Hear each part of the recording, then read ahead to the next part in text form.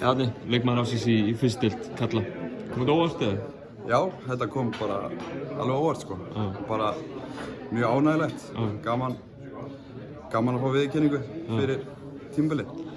Hörkutímabil sem að þið hjá Breiðablik spilið, beint upp úr fyrstu deildinni.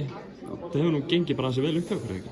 Jú, við bara í rauninni stigum fá feilspor í vetur sko og markmiðið gekk upp og bara nákvæmlega sem við ætlum að gera, beint upp. Farið að spila í, má ekki kalla þetta Dóminusdeildina lengur, farið í úrvalsdeildina á næsta tímabili, lítur að fara að klæja í fingurna, ekki, að fá að taka þátt í. Jó, maður er bara strax orðinn spenntur sko og við ætlum að gera betur en síðast, þannig að við ætlum ekki bara að vera þátttakendur, við ætlum að gera þetta alvöru, bara orðinn spenntir. Liðið hefur nú sýnt núna á síðustu vikum að þeir að ná í hörku leikmenn, þeir að ná í Everett til dæmis og Dan Eros ekki staðfestur og hann svona kannski líklegur líka og fleira. Kraftur í Kópavoginum, eða ekki? Jú, við ætlum bara að gera, eins og sagði, við ætlum ekki bara að vera með, við ætlum að gera þetta alvöru núna í vetur og það er bara stefnan á úrslitakeppnina.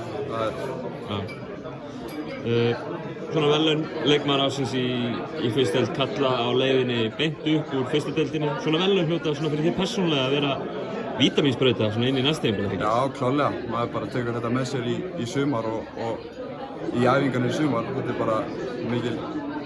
Geggjað. Já, bara ekki snillt. Frábært. Takk.